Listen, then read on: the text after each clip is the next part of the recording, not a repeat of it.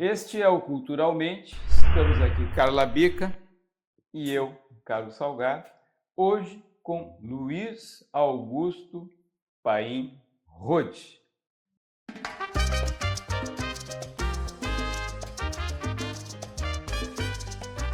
Quem é Luiz Augusto Paim Rode, para começo de conversa? Em primeiro lugar, Salgado, Carla, é um prazer estar com vocês aqui nesse programa. Quem é Luiz Augusto Rode? Luiz Augusto Rode é um médico que vem de uma família de médicos, então a vida inteira viveu dentro desse meio médico. Tem um pai que foi professor de cirurgia na Faculdade de Medicina, uma mãe que foi professora de dermatologia na Faculdade de Medicina. E, por sinal, andou desde os 5 anos dentro do Hospital de Clínicas, porque a mãe não tinha com quem deixar e levava para os ambulatórios de dermatologia junto com o professor Bope.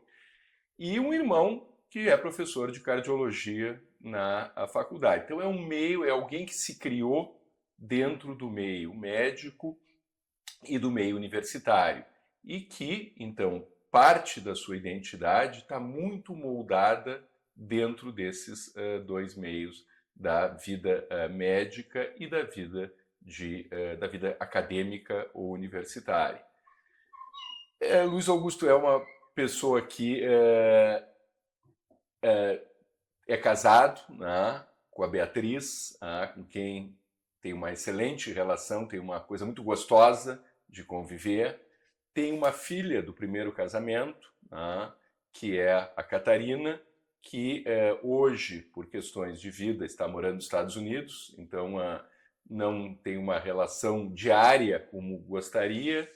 Então é alguém também que tem seus vínculos familiares fortes, e que é um apaixonado pela saúde mental de crianças e adolescentes.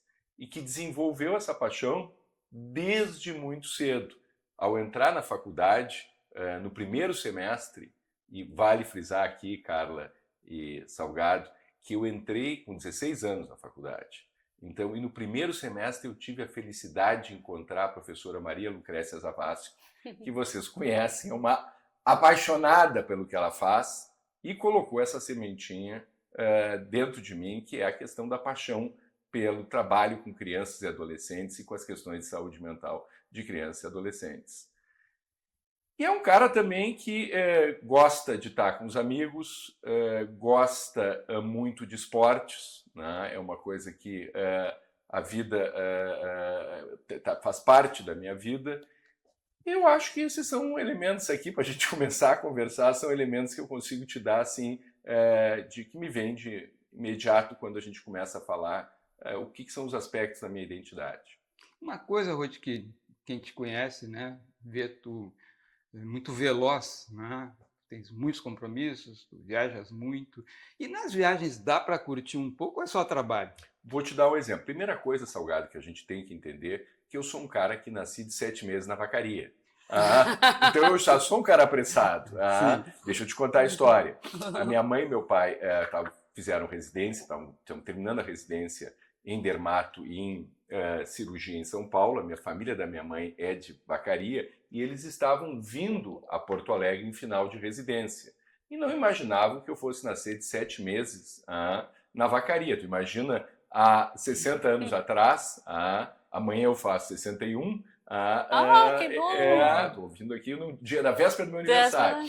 Então eu faço 61, então tu imagina 60 anos atrás a condição de atendimento. Quem fez o meu parto foi meu pai, na Vacaria, então eu já sou um cara apressado desde o nascimento. Mas voltando à tua questão, isso para mim hoje é fundamental. Eu já cheguei no momento, Salgado, que eu tenho que construir objetivos para me manter motivados. Então, um objetivo que eu construí foi o seguinte: eu quero conhecer 100 países. Eu estou com quase 90. Então, quando eu só aceito hoje uma conferência se eu consigo casar com uma viagem que me interessa. Então, por exemplo, semana passada tinham me convidado para falar em Seul, na Coreia. Eu já tive 3 vezes na Coreia. Então, assim, não iria uma 4ª vez para um evento médico. Mas aí eu consegui casar com uma passagem pelas Filipinas, que eu nunca tinha ido.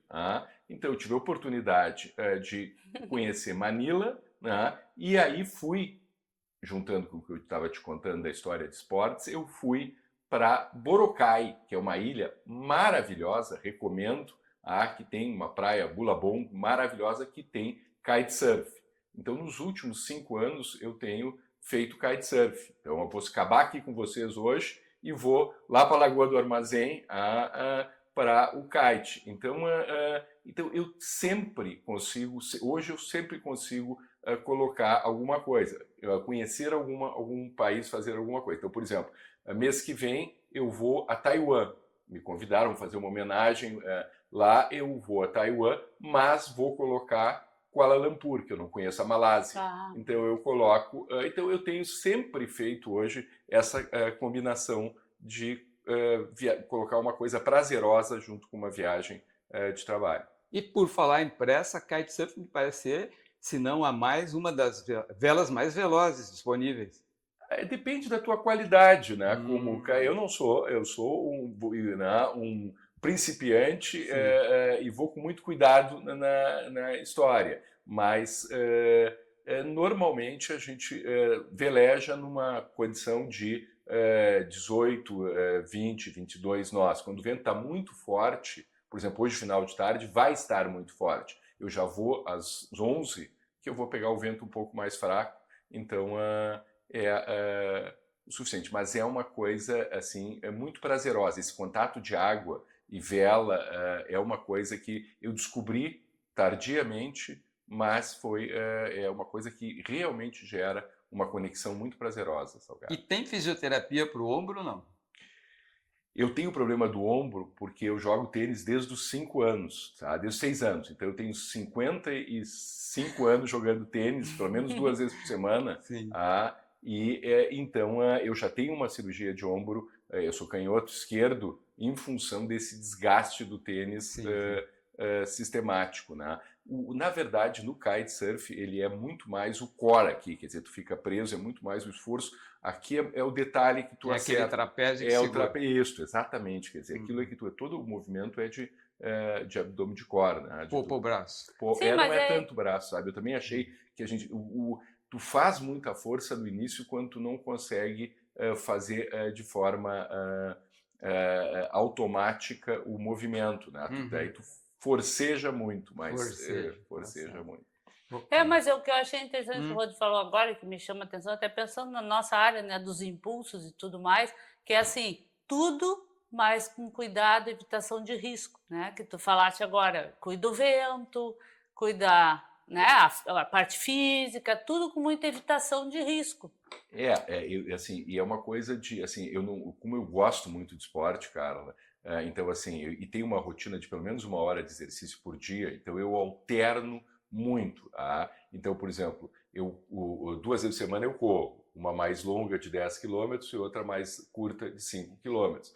Então eu alterno exercício aqui, depois eu vou alterno a academia, daí já não forço o joelho, vou para um transporte, se eu vou fazer alguma coisa aeróbica, eu vou alternando, porque chega uma idade que tu tem que poupar a articulação.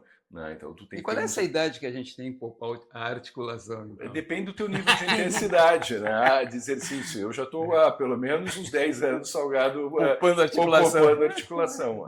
Então, mas eu acho que depende do nível de intensidade que tu coloca nas coisas. E tu és um atleta amador, mas então tem que cuidar isso, né? Não dá para um cara de 60 começar a fazer o que o Rod faz. Exatamente. Então, assim, eu na verdade tenho uma frequência basal de 55, em função de exercício físico seguido. Mas eu acho que entra, Salgado, no que tu colocasse, que talvez a gente estava falando quem é Luiz Augusto, eu acho que tem uma coisa assim que tu colocasse, que também tem uma característica minha, talvez isso seja genética, porque nós estávamos brincando no nascimento, mas é que eu boto uma intensidade grande nas coisas que eu faço. Pode ser profissional, pode ser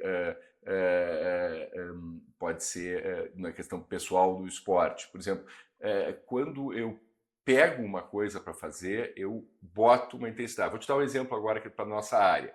Há 1 ano e meio, eu topei o desafio de coordenar o nosso CAPS infantil do Hospital de Clínica de Porto Alegre. Então, saí de dentro do hospital e fui para o CAPS, que fica na São Manuel, fica lá um CAPS não pode estar dentro da estrutura hospitalar, ele está fora.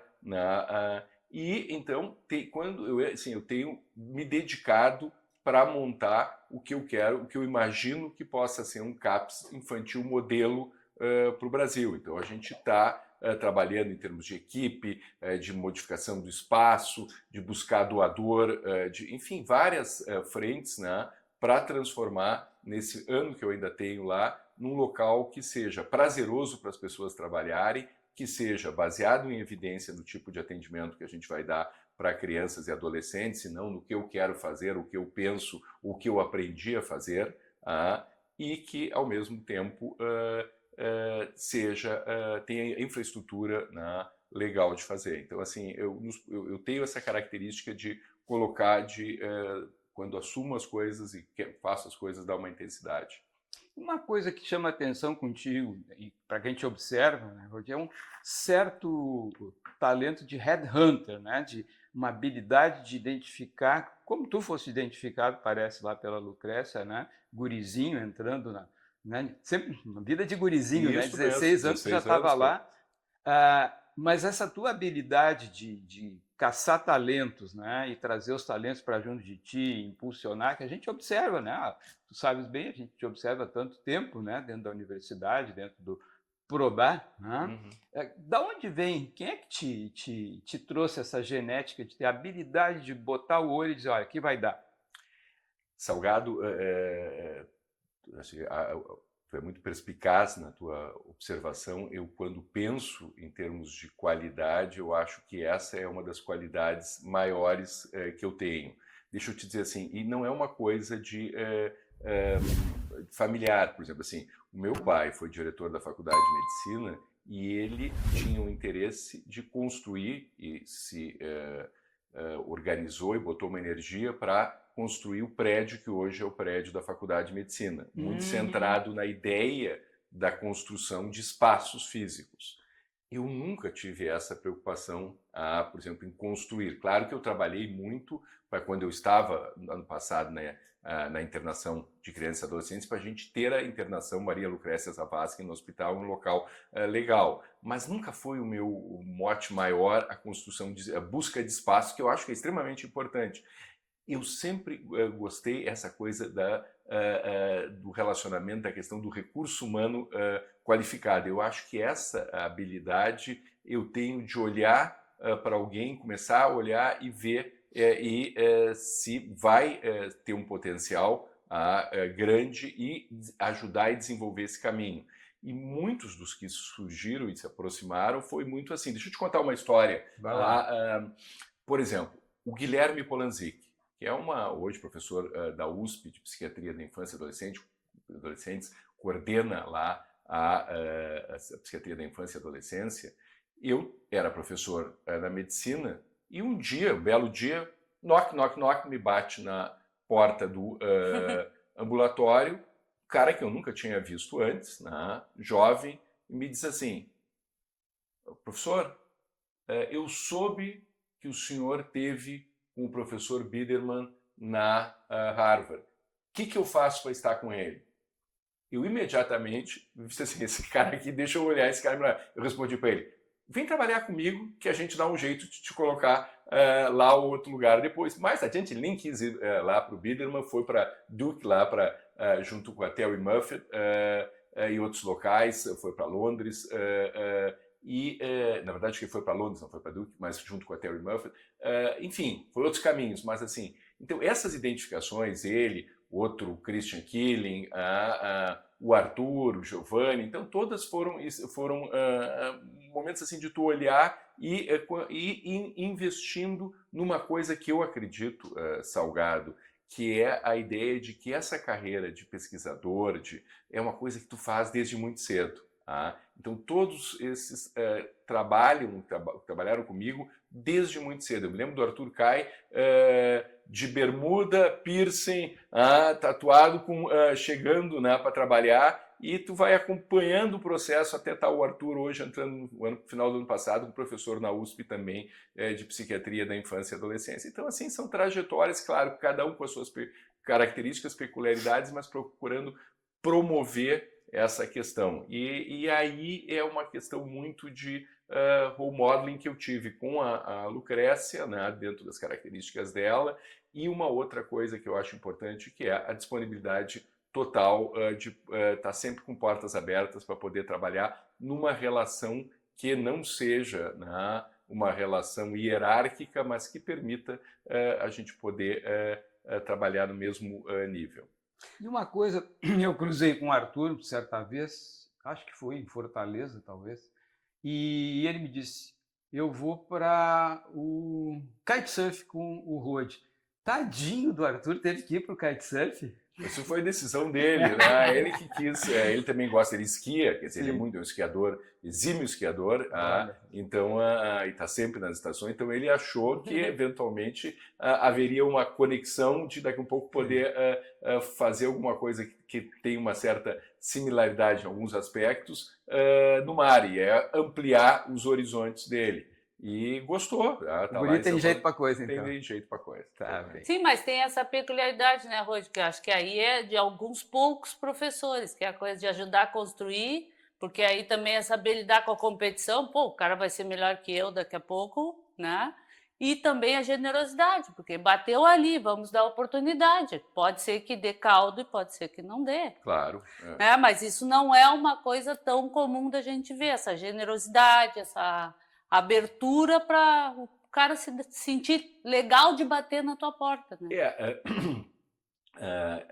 Acho que a gente poderia olhar de uma forma altruísta, assim, com uma coisa de generosidade, mas é que assim, eu sou apaixonado por isso, eu tenho prazer, então eu não vou te dizer que tem uma coisa também egoísta, porque isso me dá prazer, tu entende? Quando eu olho, por exemplo, e vejo os caras, isto eu tenho, por exemplo, que eu vejo que algumas professores têm dificuldade em poder ver o andamento, eu tenho um prazer muito grande quando eu vejo o Guilherme despontando, o Christian, o Giovanni hoje está sentado no Child Mind Institute, né? É claro que o Giovanni teve outras pessoas importantes na trajetória dele, não sou só eu, mas hoje ele está sentado numa verba de 75 milhões de dólares, que foi um doador grego, que deu para desenvolvimento da saúde mental de crianças e adolescentes, muito porque ele fez um trabalho no Child Mind lá na Grécia, e um trabalho excepcional, e aí ele resolveu ampliar isso para o mundo inteiro, e então Giovanni é um dos dois que conduz essa verba em diversas iniciativas de desenvolvimento de saúde mental de crianças e adolescentes. Então, assim, tu vê os caras estando se colocando, e eu costumo brincar que, como no surf, é o Brazilian Dream Team, né? Quer dizer, tem os caras colocados, o Giovanni lá com as coisas de ansiedade, irritabilidade, o Christian despontando mundialmente na coisa de depressão em jovens, o Guilherme trabalhando com TDAH na idade pré-escolar e com as coisas de TEA também, o Arthur com o desenvolvimento das coisas também de TDAH, mas também de intervenções digitais, então enfim, vão andando, e eu acho isso... É um monte de filhotinhos, né? Isso, andando, são com as coisas andando. Quer dizer, inquietude não é de todo patológico, então. Pois é, tu sabe que as pessoas me dizem assim, a parte da inquietude é uma parte que eu tenho. Eu penso sempre muito, será que eu não tenho diagnóstico de TDAH, mas eu não tenho nada de desatenção. A questão pode ser só H, né? Pode ser só H, mas assim, se a gente olha, Carla, vamos dizer uma coisa que eu Salgado, já conversamos em outros momentos. Se a gente olha a nossa amostra do Prodá, onde a gente tem mais de 1.700, acho que adultos hoje, né, com TDAH, e o Eugênio olhou isso muito. Quando a gente olha na idade adulta, só a parte de hiperatividade sem nada de desatenção, é algo que, se eu não me engano, no último levantamento do Eugênio, eram 20 dos 1.000, é muito pouca gente. E eu tenho dúvidas o quanto isso está imbricado efetivamente em TDAH ou alguma coisa de humor. Eu não tenho nada de depressão, eu nunca tive nada maníaco, mas eu não sei se não tem alguma coisa dessa coisa. Exatamente, hipertímico, alguma coisa nesse sentido. Não parece por alta funcionalidade, né? Não tem. Eu não tenho prejuízo, mas eu tenho essa característica, eu sou um cara inquieto. Inquieto. Né? E eu acho que é uma coisa, voltando à vacaria, eu acho que é uma coisa genética que já vem... de 7 meses. De 7 meses. E a patroa aguenta esse ritmo? Aguenta e ela tem a mesma batida, tu entende? Então isso nos coloca na mesma sintonia, tu entende? Ela está indo para o kite comigo, ela faz kite também, ela corre, nós corremos juntos, vamos para o kite junto. Então assim, há uma sintonia nesse modo de funcionar. Porque isso é uma coisa que vocês veem mais do que eu, mas eu vejo também, é assim, a questão do matching, né? Quer dizer, é muito difícil, eu vejo, por exemplo, os pais que me chegam no consultório para uma avaliação de TDAH, um dos matchings difíceis é quando eu tenho uma mãe ou um pai com uma característica, ou com algumas características de personalidade ou de jeito de ser mais obsessivas, e tem um outro que é no espectro TDAH. Então esses matchings são matchings complicados às vezes. Então esse alinhamento faz com que as coisas andem bem. Quer dizer, os astros conspiram a favor. Deixa eu te dizer uma coisa, Salgado, que depois fica a critério de vocês editarem pela questão chula da expressão. Mas a minha mãe desde cedo diz assim, tu é um cara que nasceu com o bumbum virado para a lua. Então, quando tu fala os astros conspirando, então a minha mãe dizia sempre isso, parece que as coisas vão acontecer. E ela passou talco, né? Passou talco nesse bumbum. Então ela costumava dizer que tu é um cara que nasceu com um bumbum. Parece que as coisas vão se encaixando e vão acontecendo. Por falar em coisas que se encaixam de passagem, né? A gente tu falaste aí do Biderman e falamos de Prodar. Dá para dar uma ideia? O que é isso, Biderman?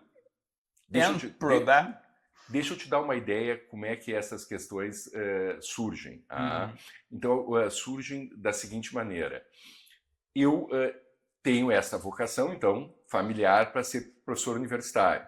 Ser professor universitário significava ter que fazer uma carreira com mestrado, doutorado, as coisas formais. E aí tem um problema, Salgado.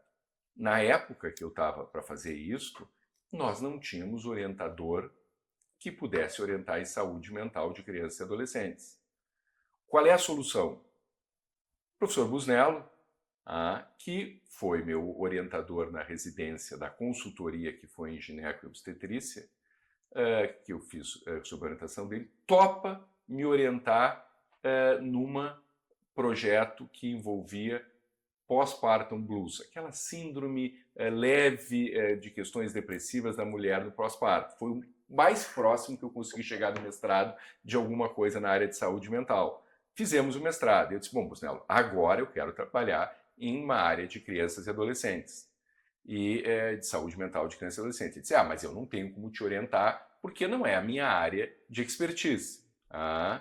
E tínhamos esse impasse. Nesse momento, a professora Maria Lucrécia Zavascki convida o professor Biderman, que era professor de psiquiatria da infância e adolescência na Harvard, no Mass General, e que a sua área de pesquisa predominante era TDAH, para vir para Porto Alegre num evento do Serviço de Psiquiatria da Infância e Adolescência. O professor Biderman, por sua vez, provavelmente só aceita porque tem familiar em Buenos Aires, e fez a faculdade de medicina dele em Buenos Aires. Ele era de origem da antiga Tchecoslováquia, né? E fez a faculdade, migrou, como muitos judeus na época da guerra, migrou para a Argentina a família, então fez a faculdade lá, então só aceitou porque fazia um stopover e ia até Buenos Aires numa época que interessava para ele. Muito bem, aí casa que ele vem com a esposa e eu fico de motorista dele, levando ele para cima, para baixo, para Gramado, para conhecer, fico disponível lá o tempo inteiro e desenvolvemos uma relação, e aí ele topa me co-orientar na área de TDAH, Poderia ser se fosse outro cara, se a Lucrécia tivesse convidado outro cara. Teria sido... Teria sido depressão, poderia ter sido transtorno do humor bipolar, poderia ter sido uma outra questão. Sim, a inquietude já existia. A inquietude já existia e também existe uma coisa que eu acredito muito, é que eu vejo muitas vezes as pessoas, mas não vai dar. O que eu posso fazer hoje para tornar o teu dia mais difícil? Exato. Então, assim, tudo é um problema, tudo não vai dar, mas isso aqui é complicado, entende? Eu acho que a gente tem que pegar as oportunidades que elas aparecem. Cavalo encilhado, passou. Exatamente, cara, o cavalo encilhado, o cavalo que passou foi o do termos de vacaria. Foi termos de vacaria, foi o cavalo que passou encilhado, foi o do TDAH. Então eu fui, ele me topou, aí o Busnello topou ser o orientador, ele ficou como co-orientador nesta área. E aí eu desenvolvi um estudo epidemiológico em Porto Alegre com adolescentes de 12 a 14 anos para avaliar em escolas públicas de Porto Alegre a prevalência de TDAH e fatores associados. Então, o TDAH entrou na minha vida de forma casual, aproveitando o cavalo encilhado que passou. E o Busnello tinha simpatia por estudos epidemiológicos também. Tinha, claro, perfeito. Ele era uma pessoa que tinha total simpatia para as questões epidemiológicas, então a gente conseguiu casar aqui essas duas coisas. E ele coisas. tinha essa amplitude, né, de poder deixar tu voar sozinho. Bom, tu arranjaste alguém, eu seguro a onda. Carla, deixa eu te contar uma passagem do Busnello, porque eu acho que essa é uma das coisas que eu admiro. A gente tem coisas, Busnello, a gente tem grandes discussões, mas assim, tem uma coisa que para mim é marcante na trajetória com o Busnello. Eu era residente de psiquiatria e o Busnello era o professor. E aí eu avaliei um caso, não me lembro nem exatamente o que era, cara, mas eu me lembro a situação. Eu avaliei um caso e fui discutir com o professor Busnello. E o Busnello disse, não, aquele jeitão dele, não, é isso, é assim, assim, assim. Eu disse, olha, professor Busnello, eu não concordo. Eu acho que a situação é outra, é esta, esta e esta e esta. Ele disse, não, mas eu acho que é assim. Eu disse, Busnello, mas eu não concordo, eu acho que é assim. Ele disse, vamos fazer o seguinte, tu vai no prontuário e registra que eu achei isto, mas que tu não concordas e que tu acha isto, e deixa as duas coisas registradas. Esta capacidade de respeito pela opinião, eu chego até a me emocionar, de respeito pela opinião do outro, mesmo sendo divergente da tua, eu vi poucas vezes dentro do meio acadêmico. Então essa é uma das qualidades que eu realmente sempre respeitei no Busnello. Quer dizer, entende? Ele olhou e disse, não, tudo bem, eu não vou morrer, não vai ser um ataque ao meu narcisismo que tu possa não concordar comigo, tu vai lá e registra que a gente tem opiniões diferentes, a gente pode ter opiniões diferentes.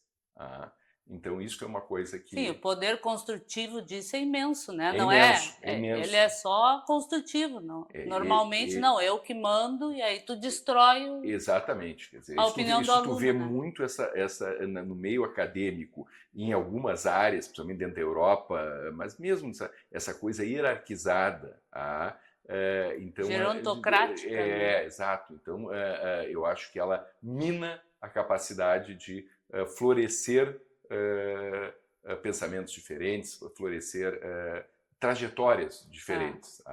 Falando em trajetória, por exemplo, uma característica da minha trajetória que é diferente dos professores habituais e pesquisadores, eu nunca passei mais do que 3 meses fora de Porto Alegre.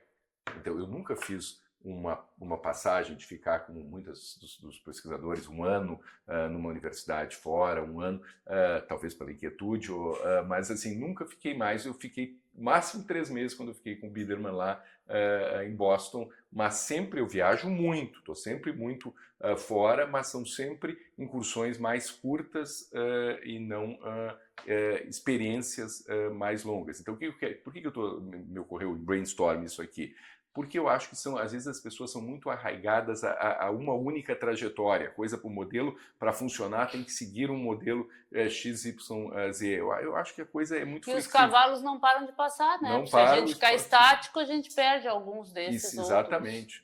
E tu pode ir caminhando e encontrando esses cavalos em diferentes trajetos. Rede, né? Pensar em rede, não é linear. Falasse agora XYZ me faz pensar, vou lembrar que esse é o pensamento cartesiano, né, que enquadra e que ótimo, organiza, mas que também restringe. E o que tu chamasse a atenção ali de uma forma bem elegante na memória do nosso querido professor é a tolerância ao contraditório, a Perfeito. permeabilidade a ouvir o contraponto, Isso. que, aliás, em termos contemporâneos, na vida sociopolítica maior, é um problema atualmente no planeta, né? A intolerância ao contraditório. Mas a gente falou de passagem, até para quem nos ouve entender um pouco mais, o que é PRODAR? PRODAR é o Programa de Déficit de Atenção e Hiperatividade. Então, é um programa que é dedicado a poder atender, né, fazer o cuidado de pessoas com TDAH, crianças, adolescentes e adultos, desenvolver capacitação em termos de recursos humanos para esse atendimento e para a pesquisa na área e o desenvolvimento de pesquisa de ponta em diversas áreas do TDAH. Então, no Programa de Déficit de Atenção e Hiperatividade, no PRODAR, a gente vai desde questões de genética molecular, tentando mapear os genes que possam estar associados a maior predisposição, né, ou suscetibilidade à desatenção e hiperatividade, até questões de avaliação nutricional. Hoje, Exergames, avaliando em adolescentes, para ver como é que a gente combina a questão do videogame com realidade virtual, com exercício físico, como uma intervenção para TDAH. Então, a gente transita, o ponto de conexão é o TDAH, mas a gente transita sobre diversas outras questões aí dentro do TDAH, desde questões aí de etiologia, passando por questões de clínica, diagnóstico, até questões de tratamento. Um ambiente tipicamente de pesquisa clínica, de mundo real. Deixa eu te contar uma coisa, Salgado. Eu acredito muito em pesquisa se ela tiver conectada com uma pergunta clínica. Então, eu tenho muita dificuldade, eu respeito as trajetórias, acho que possam existir, mas aquela pessoa sem uma experiência clínica, que vai simplesmente para um banco de dados, fazer o data mining ali, acho tudo bem legal, interessante, mas assim, eu acredito que a pesquisa nasce de uma pergunta clínica que precisa ser respondida para os pacientes e que a gente consiga traduzir em alguma coisa que faça sentido na vida validade das pessoas. externa, digamos. Tem essa validade ecológica de poder refletir na vida das pessoas. Né? Que tu ia comentar, o que eu acho interessante é isto, né? De que parece que é um curso teu, assim. Porque assim como tu tens esse pensamento na pesquisa, é o que está refletindo lá no CAPS que tu está fazendo. Ou seja, tu está dando uma devolução ecológica de alta validade, né? Então, tu é capaz de botar tudo isso que tu tens no teu computador interno num serviço clínico de atendimento à nossa população. Parece essa a ideia, né? Essa ideia da gente poder reverter em coisas que realmente tragam... Tomara nossos pesquisadores todos fizessem isso, né? Com essa expertise. Não, mas é que tem coisas, tem pesquisa de bancada, tem coisas que tu tem que fazer básica, realmente, que é a ciência básica, que tem que ser feita também para ser geradora de hipóteses, para ser depois testada e poder chegar. Tu não sai direto na questão, mas cada um vai encontrar o espaço onde se sente melhor. Para mim, eu me sinto melhor se a coisa sai de uma pergunta clínica. E eu acho que isso muito, por exemplo, assim, se a gente pega hoje o Eugênio Grevet, que coordena o programa de déficit de atenção de adultos, eu acho que muito do espírito do Eugênio também é nesse sentido. Eu me lembro muitas discussões em que o Salgado participava, então muito das questões que acabavam gerando as questões de pesquisa na área de adultos, lá com você, Salgado, contigo, com o Eugênio, com o Clayton, era muito em cima das discussões clínicas de perguntas que eram feitas. Então, acho que a gente acredita muito nesse modelo e talvez tenha esse viés porque a gente base é médico, é clínico, né? Aproveitando e enchendo tua paciência mais um pouco, exercício faz bem para quem é inquieto? Para mim, me faz muito bem. A gente está vendo assim, saíram nos últimos 3 a 4 anos, pelo menos, Salgado, 4 meta-análises, e a última delas, uma revisão muito extensa, publicada no World Psychiatry, mostrando o maior benefício de exercício físico em desatenção e em controle inibitório, depois em depressão de crianças, de adolescentes e de adultos, em terceiro de melhora de massa IMC em pacientes esquizofrênicos que pelo uso do antipsicótico aumentam de peso e tudo. Essas são as 3 áreas onde tem maior tamanho de efeito. Então, dentro do que é desse espectro, vamos chamar assim, de desatenção, hiperatividade, impulsividade, parece que o exercício tem melhor resultado na desatenção do que na hiperatividade e impulsividade. Para mim, o exercício físico é uma coisa que me ajuda bastante nessa questão da inquietude, de dar um slowdown. Assim. E nesse slowdown do exercício, curiosidade, te surgem soluções para dúvidas de pesquisa? Tu está lá agarrado no como é que se chama? Na barra. Na barra do kite, né, da Pandorga. Tu resolve questões lá, relaxadão, curtindo o sol? Deixa eu te dizer, o lugar que eu mais resolvo as coisas é correndo. Correndo é fantástico, quer dizer, porque eu gosto de correr, eu tenho, por exemplo, tenho alternado, agora eu corro essa corrida curta, eu dou na esteira para poupar joelho. Mas a longa, que é a que eu vou, antes de eu ir para o kite hoje, eu ainda vou sair daqui, na verdade eu te menti, eu vou sair daqui, vou pegar a Betinha e vamos correr, vou dar uma corrida antes e depois eu vou para o kite. Então, assim, essa corrida quando eu vou, eu vou pensando nas coisas, vou pensando o que eu vou fazer. Bom, agora eu já tenho um projeto, como é que eu vou organizar o ginásio do CAPSI, o que vai ter, como é que eu vou botar a TO, fazer as atividades da vida diária com pacientes, crianças e adolescentes com deficiência intelectual ou transtorno do espectro autista nível 2, como é que eles vão treinar, como amarram um sapato, como é que cozinham um ovo, como é que eu vou fazer esse espaço. Então, eu já tenho conversado com o pessoal dos arquitetos voluntários que vão fazer o projeto, vão estar lá, mas eu já estou correndo e pensando quem é que são as pessoas que eu posso contactar para fazer a doação, para que o hospital não vai ter condição para... Então, na corrida, essas conexões me ocorrem bastante. Então, temos uma nuvem de conexões que corre junto contigo. Exatamente, Salgado, uma nuvem que vai correndo junto comigo. Então, para mim é um horário, que é um tempo que me... Não, e é um tipo de exercício que tu usas mais uma via cerebral. Já no kite tu tem que prestar atenção no vento, tem que prestar atenção nisso, tu tem um cérebro menos disponível que na corrida. E também, como eu sou muito da corrida, eu corro desde os 22, 23, então assim, são 35 anos correndo, então é uma coisa que é extremamente automática, tu entende? Sim, é uma coisa nova. É uma coisa nova e que, como diz a Carla, eu preciso estar prestando ainda atenção. Então, quando... disponibiliza menos cérebro. Exatamente, disponibiliza menos cérebro, menos espaço mental para te poder fazer. E uma curiosidade, Woody, arte, música, literatura, qual é o espaço disso para ti? Dança? Festa? Festa eu gosto muito. Mas eu já te vi dançando. Mas não sou bom, mas não é a minha... mas embalo. Mas não é a tua expertise. Não dá a minha expertise, não dá nem para enganar a torcida. Não. Gosto de ler, entende? Gosto de ler. Atualmente estou terminando um livro do Miyakoto, muito legal, Mulheres de Cinza, Sabe que fala de quem eu ganhei esse livro? Do Paulo Knapp, ganhei de aniversário. Saudoso Paulo. Ganhei dele de aniversário. Paulo foi um grande amigo, Adorava um grande companheiro de festa. O Paulo foi gostava muito de festa. E dançava mal. E dançava mal. O Paulo, o Cláudio Martins, então foram companheiros aí quando falou em festas, gosto bastante. Literatura. Arte não sou um conhecer, não sou uma pessoa que tenho uma proximidade maior, mas nesse campo dessas que tu abriste, assim, talvez seja mais a questão da leitura. Deixa eu te contar uma história, Salgado. Eu tenho uma ideia de... Quer chá, não? Não, tô bem. Eu tenho uma ideia de downshift. Eu não acredito muito nisso de tu fazer a vida inteira a mesma coisa.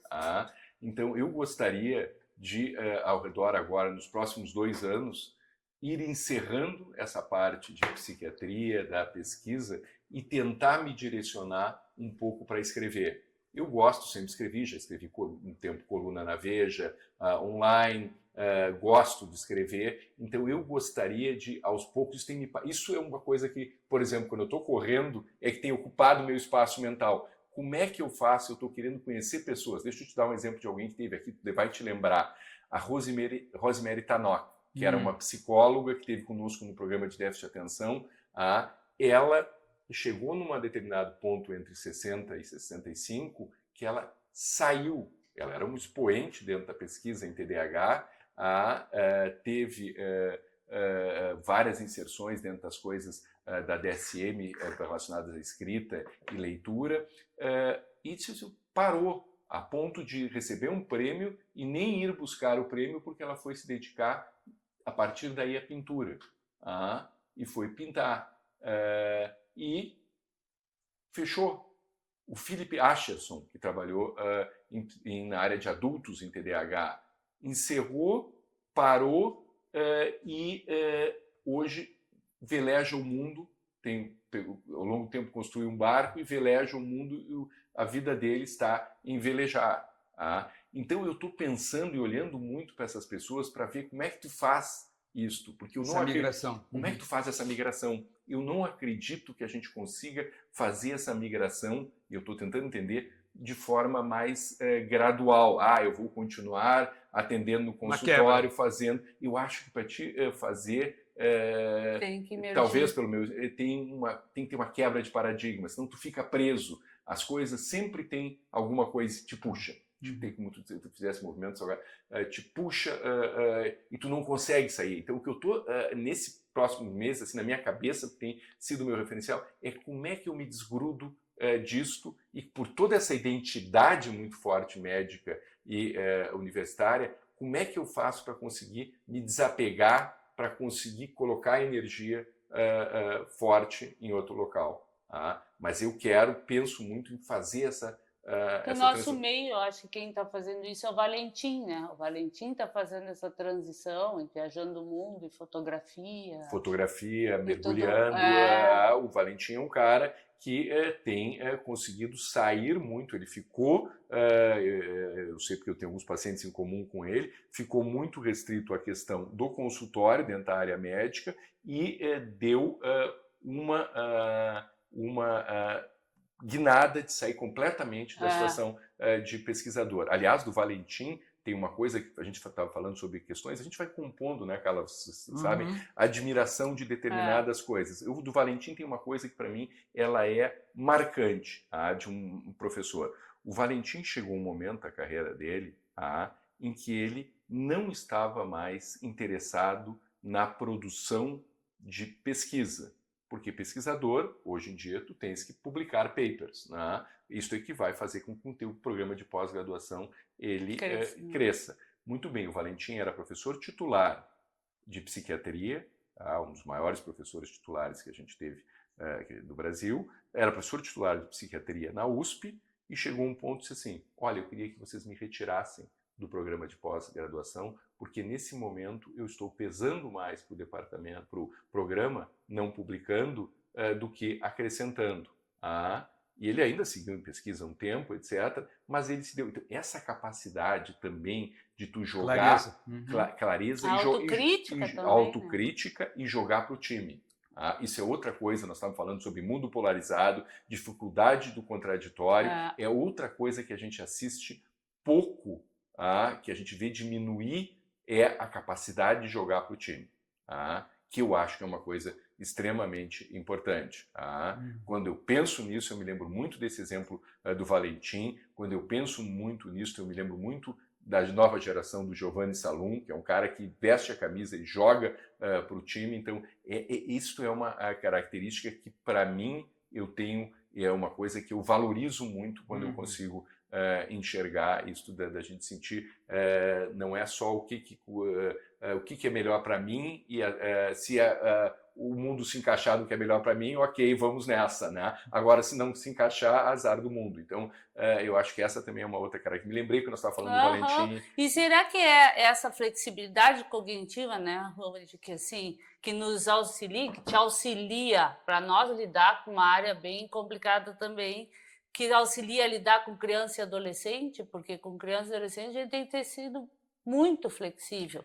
Eu acho que tem a questão da flexibilidade, tem a questão de sintonizar na conversa, conseguir conversar, gostar. Então, eu acho que isso eu aprendi muito com a Lucrécia, entende? Tu vê a Lucrécia entrevistando uma criança, tu sente que ela gosta do que ela faz, tu sente que ela consegue se comunicar. Então, trabalhar com criança e adolescente tem que ter realmente uma flexibilidade, tem que ter uma linguagem, poder fazer essa conexão, né? As crianças, elas sentem quando existe essa conexão. E joelho para agachar, né? E joelho para agachar, sentar nas cadeirinhas, né? Com o meu tamanho, aquelas cadeirinhas pequenas, não é fácil jogar bola lá.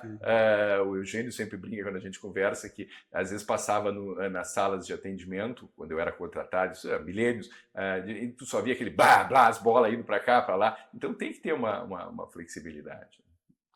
Isso é bem interessante ver, né? Que tu consegues isso e tu, normalmente, tu és um cara que tá sempre focado no dia a dia de trabalho, assim. Tem vezes que a gente passa por ti, a gente vê que tu tá em hiperfoco ali. Deixa eu te contar uma história, então, eu tô falando dessa. Uma vez, Carla, eu tava pela nossa saudosa Rua da Praia, passando e caminhando. E eu passei entre o meu irmão e meu pai e não me dei conta, porque eu estava nessa história que eu estava falando do salgado, da corrida, pensando o que eu ia fazer, etc. Passei, eles me atacaram, eu estava passando no meio dos dois e não tinha me dado conta. Tu entende? Porque eu não estava nem olhando. Então, eu tenho isso muito também de foco, de focar. A gente vê, porque às vezes a gente passa. A gente passa, o Rod está no mundo dele. Então passa, tem isso. Uma coisa, então, posso entender que talvez tenhamos um cronista a seguir. Não sei, eu quero ver do texto curto. Não sei. O que tu gostas? Eu gostaria de escrever, mas assim, eu acho que eu precisaria experimentar um pouco mais. Eu gostaria de escrever alguma coisa mais extensa. Um romance. Um romance. Alguma coisa assim. Isso seria... E isso lá, se eu for resgatar muito da minha trajetória, era uma época quando eu tive lá 13, 14, 15 anos, eu lia muito, gostava muito, e eu acho que eu acabei muito por essa força da família médica, então eu acabei me desviando muito disso, que era uma coisa que eu gostava, de literatura. Tive o saudoso professor Luiz Augusto Fischer como professor no Anchieta, alguém que eu me lembro até hoje. Então era uma coisa que eu acho que eu acabei desviando muito por esta modelo familiar, e é uma coisa que eu quero resgatar, e nesse momento eu estou pensando qual é a maneira que eu consigo fazer isso aqui. Se a gente pensar naquela pirâmide de desenvolvimento, tu está chegando no ápice ali, que já fiz tudo, isso. Agora eu vou fazer aquilo que eu me realizo, ou que me dá extremo prazer. Exato, eu quero experimentar uma coisa diferente, eu não quero passar minha vida inteira só fazendo isso. Não é que eu não eu acho que é muito legal, mas eu quero ter oportunidade de experimentar, e a dúvida que eu tenho hoje é se isso exige uma ruptura mais acentuada, que é o que me parece, ou tu consegues fazer isso mantendo algumas coisas graduais. Tem psiquiatras que escreveram, né? Mas tem o pessoal mais do crime, do suspense. Não, tem. Uma curiosidade, tu falaste que é anchetano, né? E tu era capeta no Anchieta? Ou tu era eu era mais bonzinho? Eu era mais bonzinho. Nunca fui, eu era mais... nunca fui assim. Não é TDAH. Não era um cara que tivesse tinha muitas situações. Eu era mais da turma dos tido como nerds, mais do que próprio. Mas gostava de jogar bola. E é comum anchietanos guardarem a turma, enfim, se encontrar. Isso está no teu repertório, essa coisa histórica escolar? Sim, a gente se encontra. Hoje é difícil tu participar da quantidade de grupos que existem, né? Tu não consegue ficar no grupo, cada lugar tem Por falar naquela rede de conexões, que vai. Então, assim, eu não tenho uma participação ativa no grupo da turma, mas sempre que há uma comemoração, eu me esforço ao máximo para poder reencontrar, e ainda mantenho amizades com colegas de Anchieta da época do Anchieta, né? Júlio Fortini, que é um grande amigo, hoje mora em Brasília, o João Pedro Flores da Cunha. Então eu mantenho amizades da minha época de Anchieta. Que bacana. Eu acho que nós estamos aqui pelo tempo, né, Carla? Não vamos torturar. Não, mas eu tenho uma ainda. E a experiência no Everest? A experiência no Everest... Eu me lembro que eu te encontrei e tu disseste, eu estou saindo do congresso e estou indo... Então, essa é outra das vezes que eu casei, me convidaram para falar e dar uma supervisão dentro de um programa de pesquisa na Universidade de Xi'an, na China, e ali era fácil eu ir até o Everest, que eu queria ir até a base, o Base Camp, até a base 1, não fui me meter a subir acima, mas foi uma experiência, primeiro a experiência do Tibete, que é uma coisa diferente, é uma coisa culturalmente diferente em todos os sentidos, na forma das pessoas se comunicarem contigo, interagirem contigo, das pessoas andando na rua com aquele instrumento que vai girando, assim, é uma coisa diferente, é uma coisa diferente.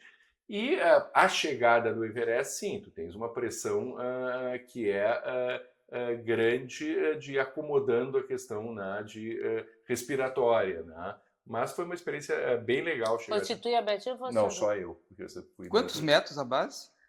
8, acho que era 8 mil e pouco, né? Adaptação. Acho que é isso, 8 mil e pouco. E chega a dar já nessa altitude, dá aquele enlevo, dá aquela sensação assim? Dá uma sensação de falta de ar, mas para mim não foi intensa. Eu usei aqueles medicação diurética que a pessoa usa, que faz, eu dei uma estudada antes, falei com algumas pessoas, então usei o que fazia, eu ia ao banheiro fazer xixi de noite 6 vezes durante esses 3 dias, mas eu fiz a preparação aquela com a medicação diurética que vai te ajudando a diminuir essa sensação. Mas foi uma experiência bem legal.